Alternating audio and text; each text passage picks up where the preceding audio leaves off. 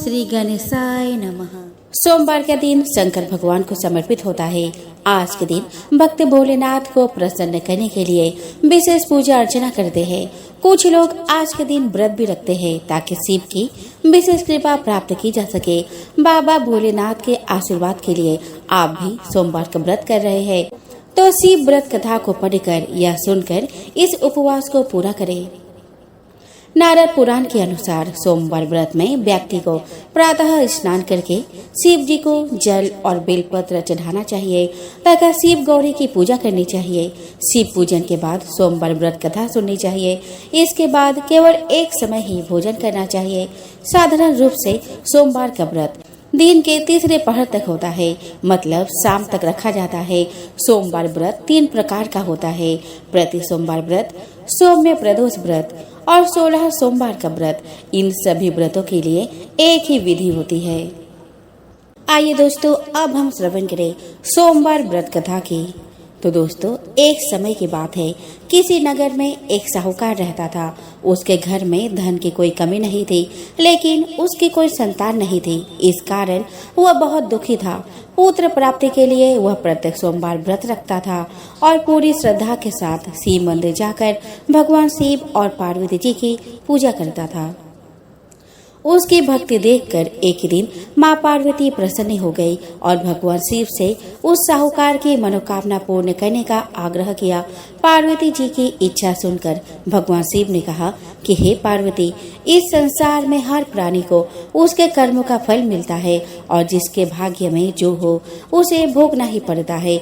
लेकिन पार्वती जी ने साहूकार की भक्ति का मान रखने के लिए उसकी मनोकामना पूर्ण करने की इच्छा जताई। माता पार्वती के आग्रह पर शिव जी ने साहूकार को पुत्र प्राप्ति का वरदान तो दिया, लेकिन साथ ही यह भी कहा कि उसके बालक की आयु केवल 12 वर्ष होगी। माता पार्वती और भगवान शिव की बातचीत को साहूकार सुन रहा था। उसे ना तो इस बात की खुशी थी और ना ही दुख। वो पहले की भांति ही शिव जी की पूजा करता रहा। कुछ समय बाद साहूकार के घर एक पुत्र का जन्म हुआ। जब वह बालक 11 वर्ष का हुआ तो उसे पढ़ने के लिए काशी भेज दिया गया। साहूकार ने पुत्र के मामा को बुलाकर उसे बहुत सारा धन दिया और कहा कि तुम इस बालक को काशी विद्या प्राप्ति के लिए ले जाओ और मार्ग में यज्ञ कराना। जहाँ भी यज्ञ कराओ वहाँ ब्राह्मणों को भोजन कराना और दक्षिणा देते हुए जाना। दोनों मामा भांजे इसी तरह यज्ञ कराते और ब्राह्मण को दान दक्षिणा देते काशी की ओर चल पड़े। रात में एक नगर पड़ा जहाँ नगर के राजा की कन्या का विवाह था, लेकिन जिस राजकुमार से उसका विवाह होने वाला था वह एक आंख से काना था। राजकुमार के पिता ने अपने पुत्र के काना होने की बात को छुपाने के लिए एक चाल चली। साहूकार के पुत्र को देखकर उसके मन में एक विचार आया। उसने सोचा कि क्यों ना इस लड़के को दूल्हा बनाकर राजकुमारी से विवाह करा दूं। विवाह के बाद इसको धन देकर विदा कर दूंगा और राजकुमारी को अपने नगर ले जाऊंगा। लड़के को दूल्हे के वस्त्र पहनाकर राजकुमारी से विवाह करा दिया गया, लेकिन साहूकार का पुत्र ईमानदार था। उसे यह बात न्याय संगत नहीं लगी। उसने अवसर पाकर ही राजकुमारी के चुनने के पल्ले पर लिखा, तुम्हारा विवाह तो मेरे साथ हुआ है, लेकिन जिस राजकुमार के संग तुम्हें भेजा जाएगा वह एक आंख से काना है। मैं तो काशी पढ़ने जा रहा हूँ। जब राजकुमारी ने चुन्नी पर लिखी बातें पढ़ी तो उसने अपने माता पिता को यह बात बताई। राजा ने अपनी पुत्री को विदा नहीं किया, जिससे बारात वापस चली गई। दूसरी ओर साहूकार का लड़का और उसका मामा काशी पहुँचे। वहाँ जाकर उन्होंने यज्ञ किया।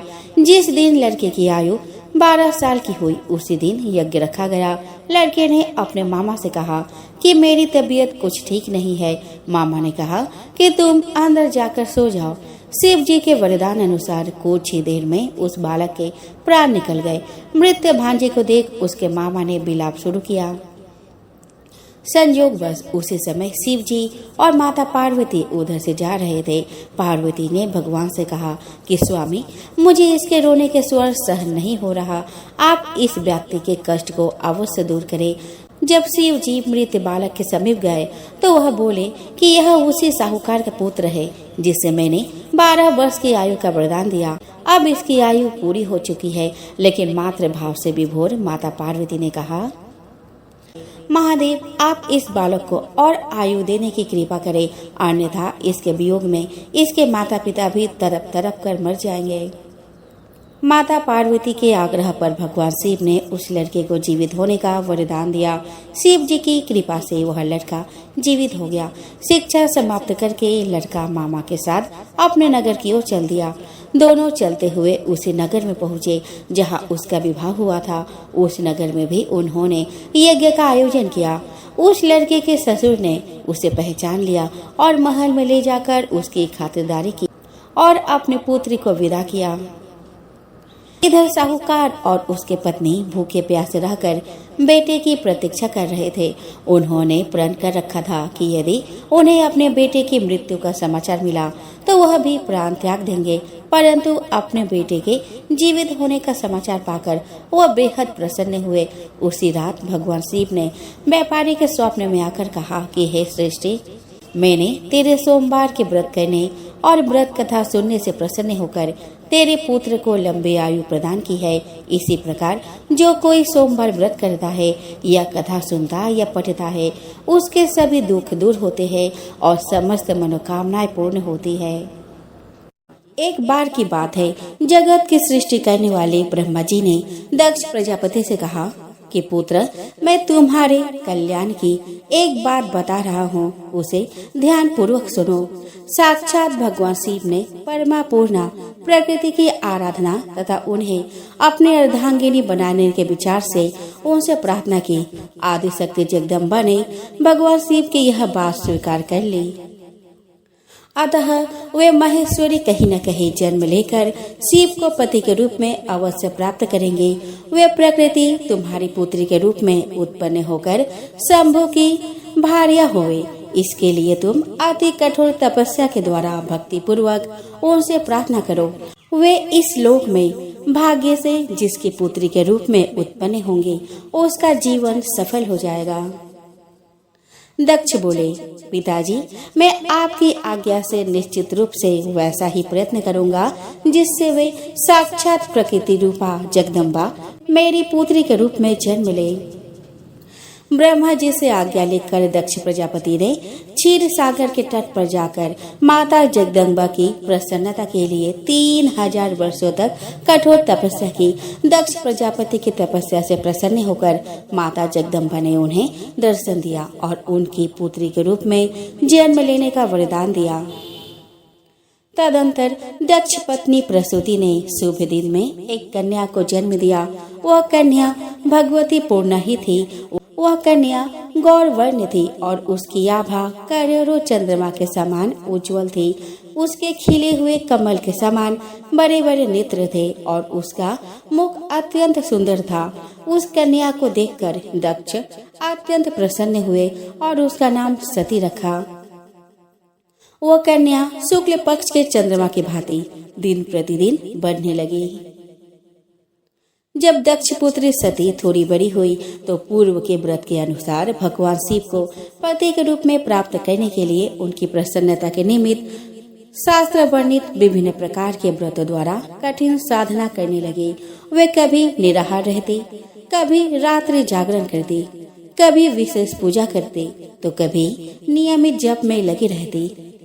इस प्रकार अपनी इच्छा से मानव रूप धारण करने वाली वे देवी दृढ़ता पूर्वक उत्तम व्रत का पालन करती थी। वे भगवान शिव के ध्यान में निमग्न हो उस समय सिद्धा अवस्था में पहुंच गई थी। उनकी तपस्या से प्रसन्न और संतुष्ट होकर ब्रह्मा, विष्णु, सभी देवतागण और ऋषि मुनि एक साथ कैलाश पहुंचकर भगवान शिव की स्तुति की। उनकी स्तुति को सुनकर भगवान शिव प्रसन्न होकर बोले कि हे हरे, हे विधाता, हे देवताओं और महर्षियों, आप लोग निर्भय होकर यहाँ अपने आने का कारण बताए। महादेव के इस प्रकार पूछने पर भगवान विष्णु की आज्ञा से ब्रह्मा जी बोले कि हे प्रभु, अभिन्न रूप होते हुए भी हम 3 रूपों में प्रकट हैं। हे सनातन देव, मैं और श्री विष्णु आपके आदेश से प्रसन्नता पूर्वक लोक की सृष्टि और पालन के कार्य कर रहे हैं तथा कार्य कारणवश विवाहित भी हो गए हैं। अतः आप भी विश्व हित के लिए तथा देवताओं को सुख पहुँचाने के लिए एक परम सुंदरी रमणी को अपने पत्नी बनाने के लिए ग्रहण करें। ब्रह्मा जी की बात सुनकर लोकेश्वर महादेव जी के मुख पर मुस्कुराहट दौड़ गई और वे बोले कि ब्राह्मण, हरे, तुम दोनों मुझे सदा ही अत्यंत प्रिय हो। तुम दोनों को देखकर मुझे बड़ा आनंद मिलता है। तुम लोग समस्त देवताओं में श्रेष्ठ तथा त्रिलोकी के स्वामी हो। लोकहित के कार्य में मन लगाए रहने वाले तुम दोनों का वचन मेरी दृष्टि में अत्यंत गौरवपूर्ण है। किंतु सूर्यश्रेष्ठगण, मेरे लिए विवाह करना उचित नहीं होगा, क्योंकि मैं तपस्या में संलग्न रहकर सदा संसार से विरक्त रहता हूँ और योगी के रूप में ही मेरी प्रसिद्धि है, जो निमृति के सुंदर मार्ग पर स्थित है और अपनी आत्मा में ही रमन करता है। संसार में विवाह करना पराये बंधन से बंधना है। इसलिए मैं सत्य कहता हूँ कि विवाह के लिए मेरे मन में थोड़ी भी रुचि नहीं है। तथापि जगत के हित के लिए तुमने जो कुछ कहा है उसे मैं करूँगा। परंतु मैं जैसी नारी को अपने प्रिय पत्नी के रूप में ग्रहण करूंगा और जैसी शर्त के साथ करूंगा उसे सुनो। जो नारी मेरे तेज के विभाग पूर्वक ग्रहण कर सके, जो योगिनी तथा इच्छा अनुसार रूप धारण करने वाली हो, जब मैं योग में तत्पर रहूं तब उसे भी योगिनी बनकर रहना होगा।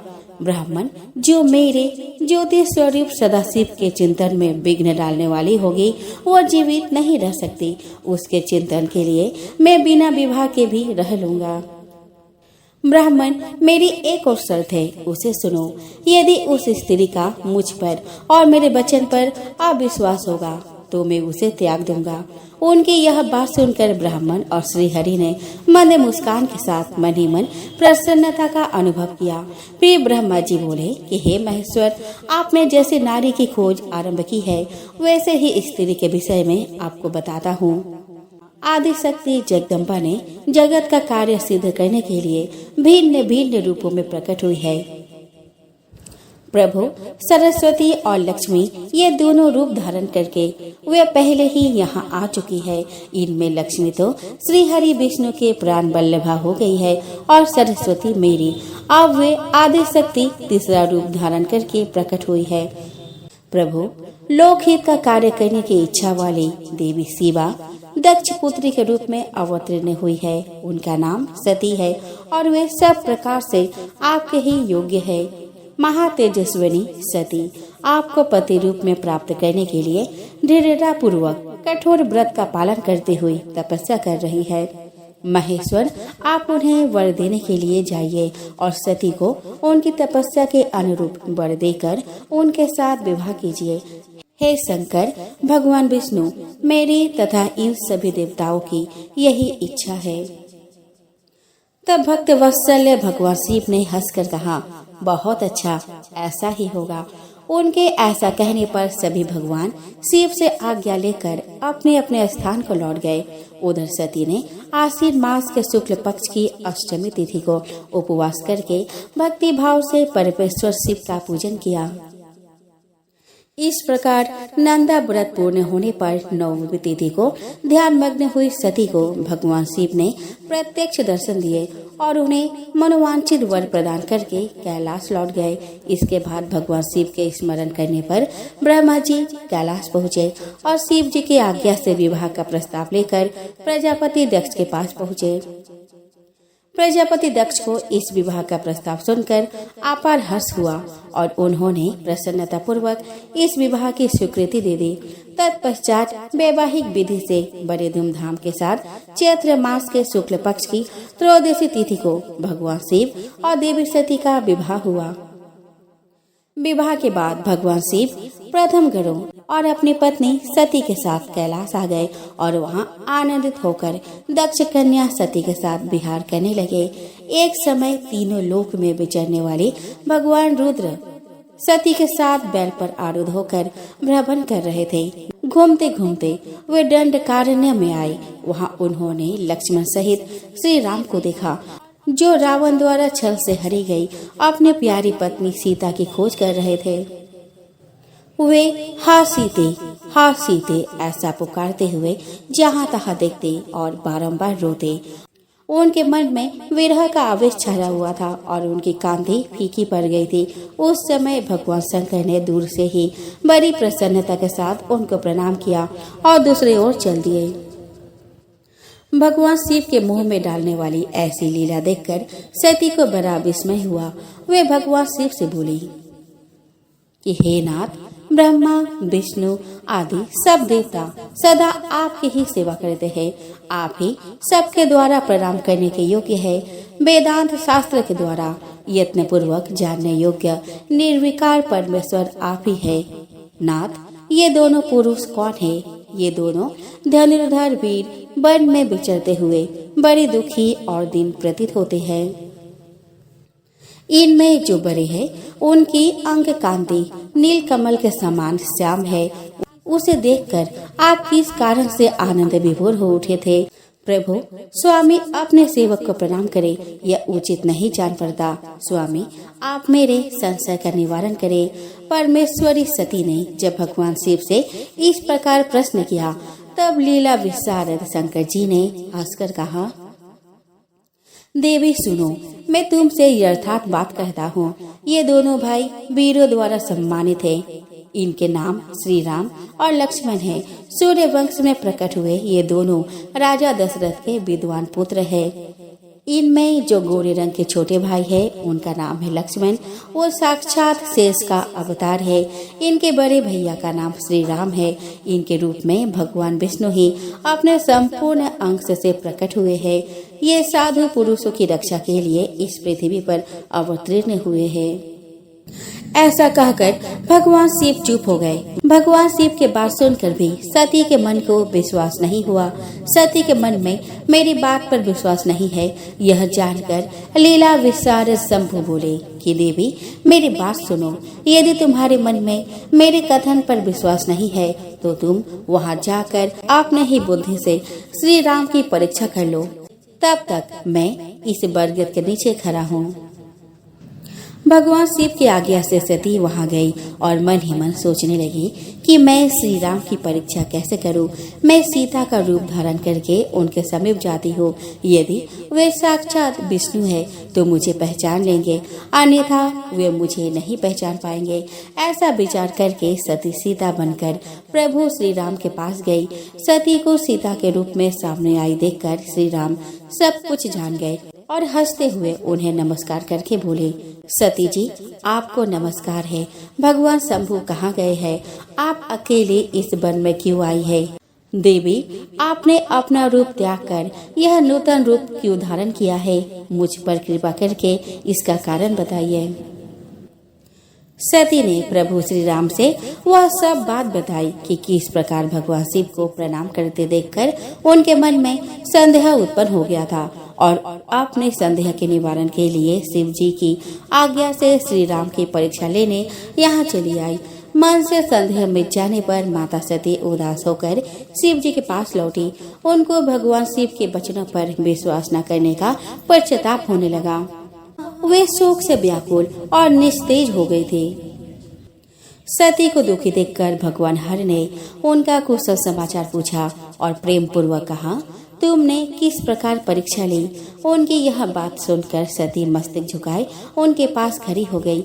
भगवान महेश्वर ने ध्यान लगाकर सती का सारा चरित्र जान लिया और उन्हें मन से त्याग दिया, पर उन्होंने सती को पूर्व में किए हुए अपने प्रतिज्ञा के विषय में कुछ नहीं बताया। इसके बाद वे दोनों कैलाश चले गए।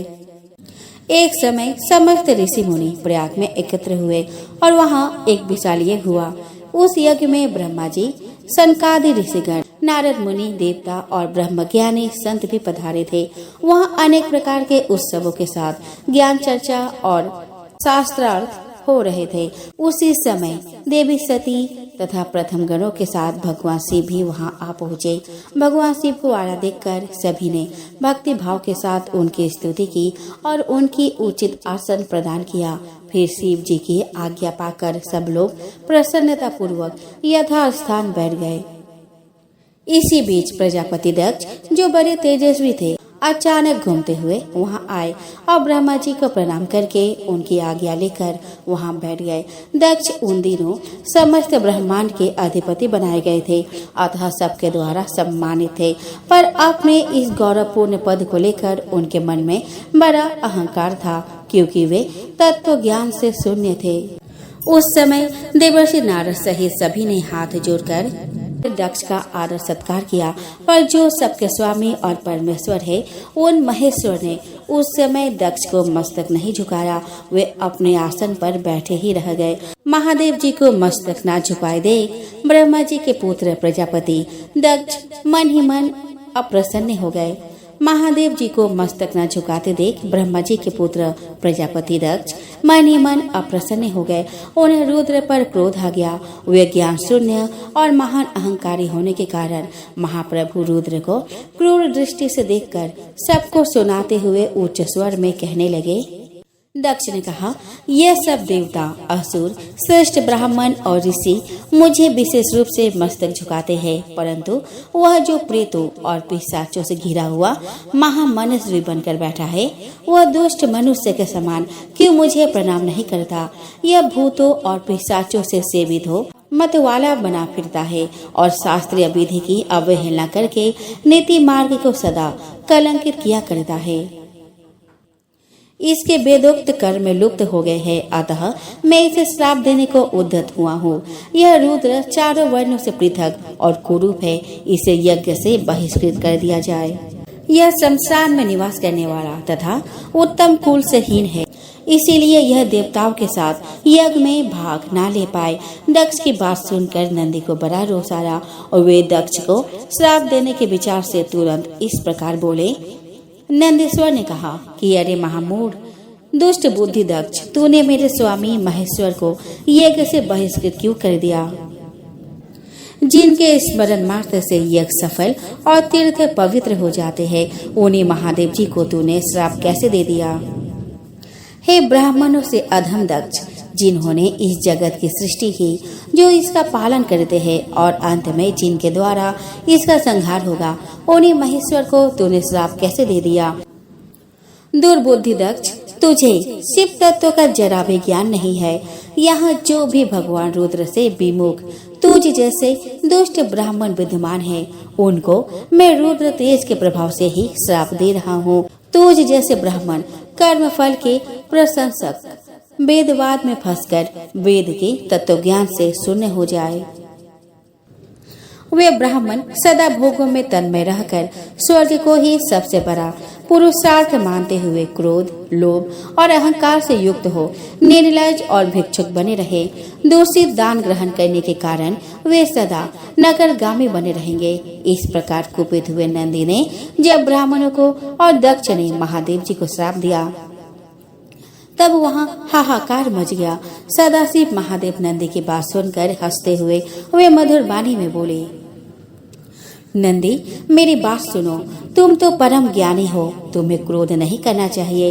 तुमने भ्रम से यह समझकर कि मुझे श्राप दिया गया, व्यर्थ ही ब्राह्मण कुल को श्राप दे डाला। वास्तव में मुझे किसी का श्राप छू नहीं सकता, अतः तुम्हें उत्तेजित नहीं होना चाहिए। भगवान शंभु के इस प्रकार समझाने पर नंदी क्रोध रहित एवं शांत हो गए। इसके बाद भगवान शिव अपने गणों के साथ प्रसन्नता पूर्वक वहां से अपने स्थान को चल दिए। इधर दक्ष भी ब्राह्मणों के घिरे हुए अपने स्थान को लौट गए, पर उनका मन शिव द्रोह में तत्पर था। रुद्र को श्राप दिए जाने की घटना का स्मरण करके दक्ष सदा रोष से भरे रहते थे। उनकी बुद्धि पर मूढ़ता छा गई थी। वे शिव के प्रति श्रद्धा को त्याग कर शिव पूजकों की निंदा करने लगे। एक समय दक्ष ने कनखल नामक तीर्थ में एक बहुत बड़े यज्ञ का आयोजन किया। उस यज्ञ की दीक्षा लेकर उन्होंने उस समय समस्त देव ऋषियों, महर्षियों और देवताओं को बुलाया। वे सभी उस यज्ञ में पधारे। दूसरे बहुसंख्यक मुनि अपने स्त्री और पुत्रों के साथ लेकर हर्ष पूर्वक दक्ष के यज्ञ में सम्मिलित हुए। इनके अलावे लोकपालगण और सभी उपदेवता अपने सैन्य शक्ति के साथ वहां पधारे थे। दक्ष ने प्रार्थना करके ब्रह्मा जी को भी सत्यलोक से बुलवाया था। इसी प्रकार सादर प्रणाम करके भगवान विष्णु भी वैकुंठ लोक से उस यज्ञ में बुलाए गए थे। शिवद्रोही दक्ष ने उन सब का बड़ा सत्कार किया। विश्वकर्मा ने अत्यंत विशाल और बहुमूल्य भवन बनाए थे। दक्ष ने उन भवनों में ही सभी अतिथियों की ठहरने की व्यवस्था की थी। सभी लोग सम्मानित हो उन भवन में यथा योग्य स्थान पाकर ठहरे हुए थे। दक्ष ने उस यज्ञ में भृगु आदि ऋषियों को ऋत्विज बनाया था। संपूर्ण मधुर गणों के साथ स्वयं भगवान विष्णु उसके अधिष्ठाता थे। ब्रह्मा जी वेद त्रय की विधि बताने वाले थे। सभी दिक्पाल अपने आयुधों के साथ यज्ञ के द्वारपाल बने थे। दक्ष ने अपने उस महायज्ञ में गंधर्वों, विद्याधरों, सिद्धों, 12 आदित्य तथा नागलोक के नागों को भी आमंत्रित किया था। मंगलाचार करके जब दक्ष ने यज्ञ की दीक्षा ली तब वे अपने पत्नी के साथ बड़ी शोभा पाने लगे। इतना सब कहने पर भी दुरात्मा दक्ष ने उस यज्ञ में भगवान शंभु को आमंत्रित नहीं किया। सती प्रजापति दक्ष की प्रिय पुत्री थी, तो भी शिव की पत्नी होने के कारण दोषदर्शी दक्ष ने उन्हें अपने यज्ञ में नहीं बुलाया। जब देवर्षि गण बड़े उत्साह और हर्ष के साथ दक्ष के यज्ञ में जा रहे थे, उसी समय देवी सती अपने प्रिय सखियों के साथ कैलाश पर्वत पर बैठी हंसी ठिठोली कर रही थी। प्रसन्नता पूर्वक क्रीड़ा में लगी हुई देवी सती ने उस समय रोहिणी के साथ दक्ष यज्ञ में जाते हुए चंद्रमा को देखा। उन्हें आते देखकर माता सती अपने प्रिय सखी विजया से बोली, विजयी जल्दी जाकर पूछ तो आ, ये चंद्रदेव रोहिणी के साथ कहाँ जा रहे हैं। सती के इस प्रकार आज्ञा देने पर विजया तुरंत उनके पास गई और उसने चंद्रदेव से शिष्टाचार के साथ पूछा कि चंद्रदेव आप कहाँ जा रहे हैं। विजया का प्रश्न सुनकर चंद्रदेव ने आदर पूर्वक अपनी यात्रा का उद्देश्य बताया। दक्ष के यहाँ होने वाले यज्ञ का सारा वृतांत कहा। यह सब सुनकर विजया देवी सती के पास आई और चंद्रमा ने जो कुछ कहा था वह सब सती को बताया। उसे सुनकर सती देवी को बड़ा विस्मय हुआ। आपने यहाँ सूचना न मिलने का क्या कारण है, ये बहुत सोचने विचारने पर भी उनकी समझ में नहीं आया। तब उन्होंने पार्षदों से घिरे हुए अपने स्वामी भगवान शिव के पास जाकर उनसे पूछा। सती बोली कि प्रभु, मैंने सुना है कि मेरे पिताजी के यहाँ कोई बहुत बड़ा यज्ञ हो रहा है, उसमें बहुत बड़ा उत्सव होगा। नाथ, पिताजी के उस महान यज्ञ में चलने की रुचि आपको क्यों नहीं हो रही है? इस विषय में जो बात हो वह सब बताइए। आप मेरी प्रार्थना मानकर प्रयत्न करके मेरे साथ पिताजी के यज्ञशाला में आज ही चलिए। सती की बात सुनकर भगवान शिव मधुर वाणी में बोले, देवी, तुम्हारे पिता दक्ष मेरे विशेष द्रोही हो गए हैं। जो लोग बिना बुलाए दूसरे के घर में जाते हैं वे वहाँ अनादर पाते हैं, जो मृत्यु से भी अधिक कष्टदायक है। अतः प्रिय, तुमको और मुझको तो विशेष रूप से दक्ष के यज्ञ में नहीं जाना चाहिए। शंकर जी के ऐसा कहने पर सती रोष पूर्वक बोली कि शंभु, आप सबके ईश्वर हैं, जिनके जाने से यज्ञ सफल होता है, उन्हीं को मेरे दुष्ट पिता ने आमंत्रित नहीं किया। प्रभु, मेरे पिता ने किस कारण आपको नहीं बुलाया वह सब मैं जानना चाहती हूँ। अतः मैं आज ही पिता के यज्ञ में जाती हूँ। नाथ, आप मुझे वहाँ जाने की आज्ञा दीजिए। देवी सती के ऐसा कहने पर सर्वज्ञ भगवान रुद्र ने कहा, उत्तम व्रत का पालन करने वाली देवी, यदि वहां जाने की तुम्हारी इच्छा है तो मेरी आज्ञा से तुम शीघ्र अपने पिता के यज्ञ में जाओ। तुम सुसज्जित नंदी वृषभ पर आरूढ़ होकर मेरे प्रथम गणों को साथ लेकर एक महारानी के समान वहां जाओ। भगवान रुद्र के इस प्रकार आदेश देने पर सुंदर आभूषणों से अलंकृत सती देवी सब साधनों से युक्त हो असंख्य शिव गणों के साथ नंदी पर आरूढ़ होकर पिताजी के घर की ओर चली। दक्ष कन्या सती उस स्थान पर गई जहां वह महान यज्ञ हो रहा था। सती ने वहां अपने पिता के भवन को अनेक प्रकार की आश्चर्यजनक वस्तुओं से संपन्न, उत्तम प्रभा से परिपूर्ण, मनोहर तथा देवताओं और मुनियों के समुदायों से भरा हुआ देखा। देवी सती भवन के द्वार पर जाकर खड़ी हुई और अपने वाहन नंदी से उतरकर अकेले ही शीघ्रतापूर्वक यज्ञशाला के भीतर चली गई।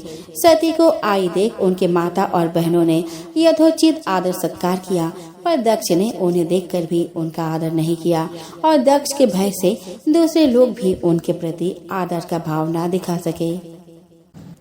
पिता सहित सब लोगों के द्वारा तिरस्कार प्राप्त होने से सती को बहुत दुख हुआ, तो भी उन्होंने अपने माता पिता के चरणों में मस्तक झुकाया। उस यज्ञ में सती ने विष्णु आदि देवताओं के भाग देखे, परंतु शंभु का भाग उन्हें नहीं दिखाई दिया। तब सती ने भारी क्रोध प्रकट किया।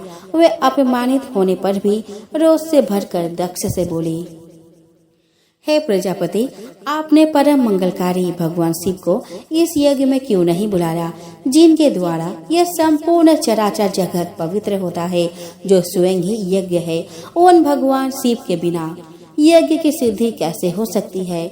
द्रव्य, मंत्र, हव्य और कव्य, ये सब जिनके स्वरूप है, उन्हीं भगवान शिव के बिना इस यज्ञ का आरंभ कैसे किया गया? क्या आपने भगवान शिव को सामान्य देवता समझकर उनका अनादर किया है? आज आपकी बुद्धि भ्रष्ट हो गई है, इसीलिए आप पिता होकर भी मुझे अधम प्रतीत हो रहे हैं। ऐसा कहने के बाद परमेश्वरी सती ने भगवान विष्णु, ब्रह्मा, इंद्र आदि सब देवताओं को तथा समस्त ऋषियों को बड़े बड़े शब्दों में फटकारा। इस प्रकार क्रोध से भरी हुई जगदम्बा सती ने वहाँ व्यथित हृदय से अनेक प्रकार की बातें कही। श्री विष्णु आदि समस्त देवता और मुनि सती की बात सुनकर चुप रह गए। अपने पुत्री के वैसे वचन सुनकर कुपित हुए दक्ष ने सती की और क्रूर दृष्टि से देखते हुए कहा कि भद्रे, इस समय यहाँ तुम्हारा कोई काम नहीं है, तुम ठहरो या जाओ, यह तुम्हारी इच्छा पर निर्भर है। समस्त विद्वान जानते हैं कि तुम्हारे पति शिव अमंगल स्वरूप है, वे कुलीन भी नहीं है, वेद से बहिष्कृत और भूतों प्रेतों के स्वामी है। वह कुवेश धारण किए रहते हैं, इसीलिए मैंने जानबूझकर ही उनको इस यज्ञ में आमंत्रित नहीं किया है। मैंने ब्रह्मा जी के कहने से उनके साथ तुम्हारा विवाह कर दिया था, अतः तुम क्रोध छोड़कर शांत हो जाओ। तुम इस यज्ञ में आ ही गई हो तो स्वयं अपना भाग ग्रहण करो। दक्ष के ऐसे कहने पर उनकी त्रिभुवन पूजित पुत्री सती का रोष और भी बढ़ गया।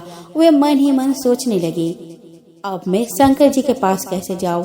अगर मैं उनके पास गई तो उन्होंने यहाँ का समाचार पूछा तो मैं उन्हें क्या उत्तर दूंगी? यह सोचकर लंबी सांस खींचकर सती ने अपने पिता से कहा, जो महादेव जी का निंदा करता है अथवा जो उनकी होती हुई निंदा को सुनता है, वे दोनों नरकगामी बनते हैं। अतः पिताजी, मैं जलती हुई अग्नि में प्रवेश करके अपने इस शरीर को त्याग दूंगी।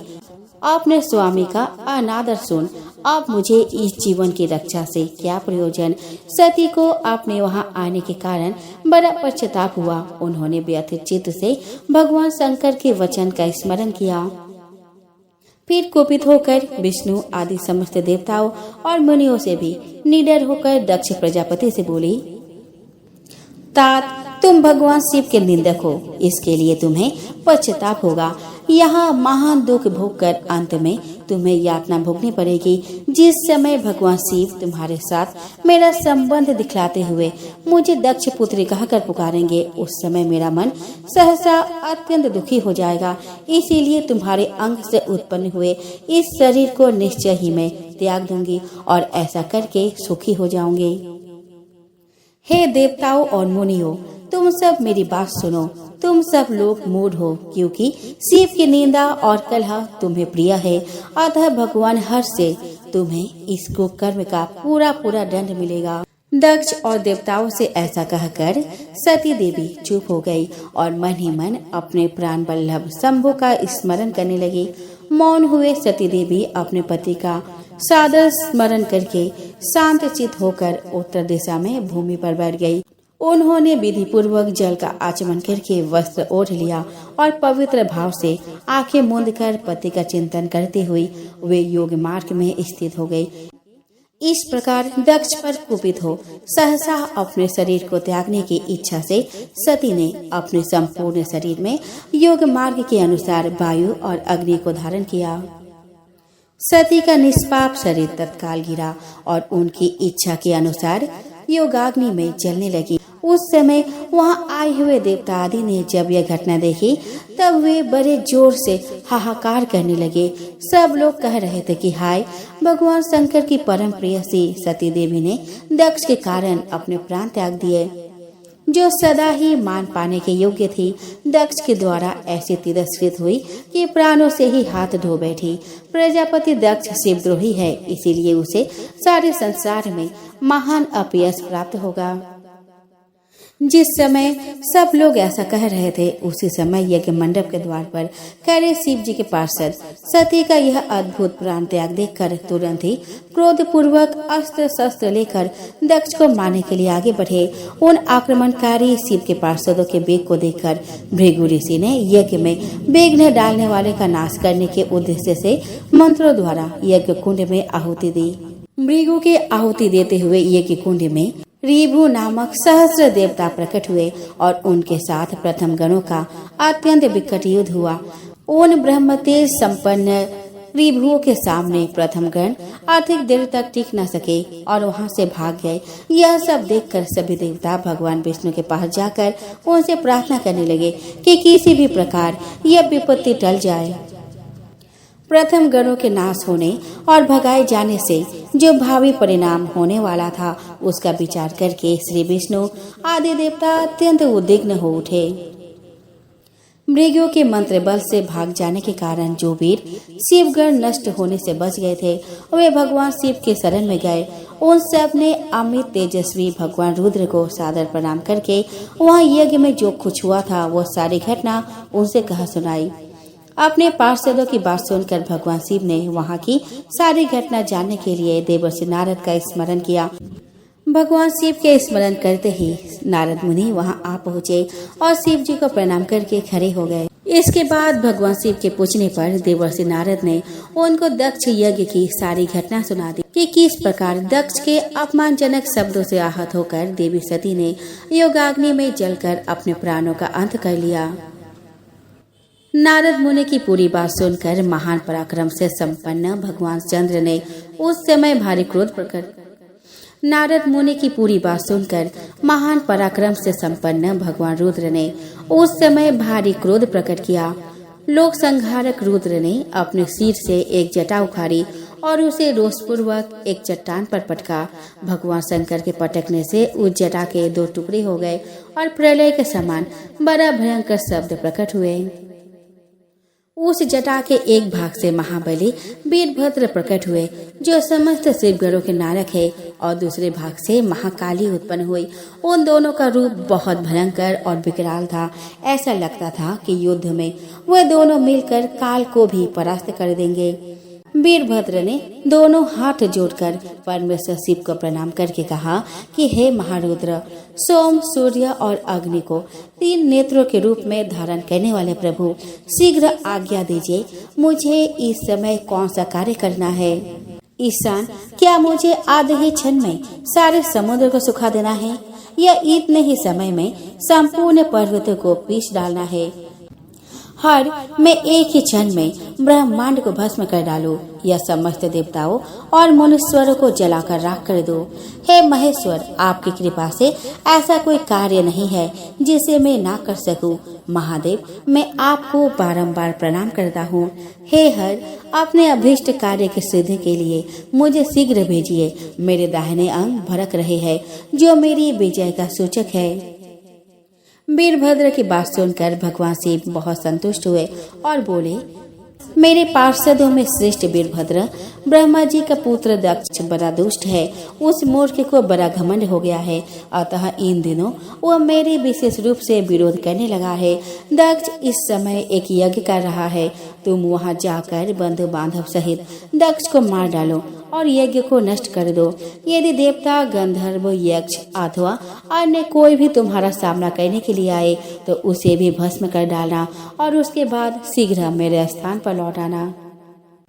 काल के भी शत्रु तथा सबके ईश्वर भगवान रुद्र रोष से लाल आंखें किए वीरभद्र से ऐसा कहकर चुप हो गए।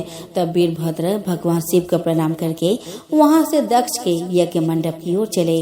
उनके साथ असंख्य तेजस्वी शिवगणों की सेना थी। वे सब वीरभद्र को आगे करके दक्ष के यज्ञ मंडप में पहुँचे। उस समय देवताओं के साथ शिवगणों का घोर युद्ध आरंभ हो गया। उसमें सारे देवता पराजित हुए और इधर उधर भागने लगे।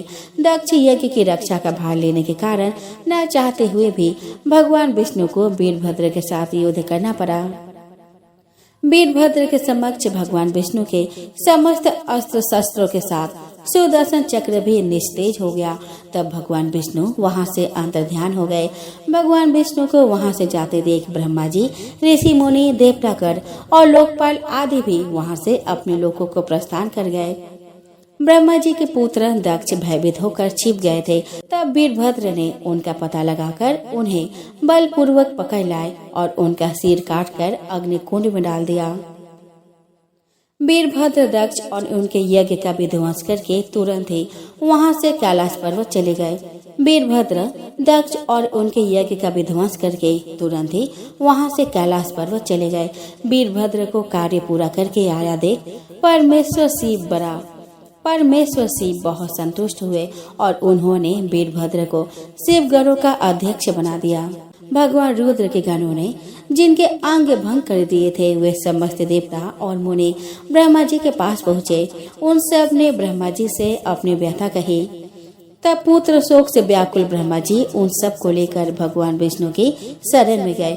वहां जाकर ब्रह्मा जी ने विष्णु भगवान की स्तुति करके कहा कि देव, जिस तरह भी यज्ञ पूर्ण हो, यजमान दक्ष जीवित हो जाए और समस्त देवता और मुनि सुखी हो जाए, वह उपाय कीजिए। हम सब आपके शरण में आए हैं। ब्रह्मा जी का बात सुनकर श्री विष्णु बोले कि हे विधाता, समस्त देवता और मुनि परमेश्वर शिव के अपराधी है, क्योंकि इन्होंने भगवान शंभु को यज्ञ का भाग नहीं दिया। अब तुम सब लोग शुद्ध हृदय से शीघ्र ही प्रसन्न होने वाले उस भगवान शिव के शरण में जाओ और उनसे अपने अपराधों के लिए क्षमा प्रार्थना करो। ब्राह्मण, मैं स्वयं भी आप सब लोगों के साथ शिव के निवास स्थान पर चलूंगा और उनसे क्षमा मांगूंगा। सब लोगों को साथ लेकर भगवान विष्णु कैलाश गए। वहां जाकर भगवान शिव का दर्शन करके विष्णु आदि सभी देवताओं और मुनियों ने हाथ जोड़कर और मस्तक झुकाकर शिव जी के चरणों में प्रणाम किया और उनके सब प्रकार से स्तुति की। ब्रह्मा, विष्णु और सभी देवताओं के प्रार्थना करने पर भगवान शिव प्रसन्न हो गए और सबको क्षमा कर दिए। भगवान विष्णु के कहने पर शंकर जी सबके साथ दक्ष के यज्ञशाला में पधारे। वह भगवान शिव की आज्ञा से दक्ष के धड़ के साथ यज्ञ पशु बकरे का सिर जोड़ दिया गया और भगवान शिव ने दक्ष को फिर से जीवित कर दिया। इसके बाद भगवान शिव के आज्ञा से दक्ष ने सबके सहयोग से अपने यज्ञ को पूरा किया। यज्ञ के संपूर्ण होने पर सती के वियोग से दुखी शिव साधारण मनुष्य के समान बार बार रुदन करने लगे। यज्ञशाला में प्रवेश करके उन्होंने सती के दीप्यमान शरीर को देखा। वह शरीर भूमि पर पड़ा हुआ ऐसा प्रतीत हो रहा था जैसे सती नींद में सोई हुई हो। भगवान शिव ने सती के शरीर को गोद में उठा लिया और शोक से व्याकुल होकर विलाप करते हुए पृथ्वी पर घूमते हुए तांडव नृत्य करने लगे।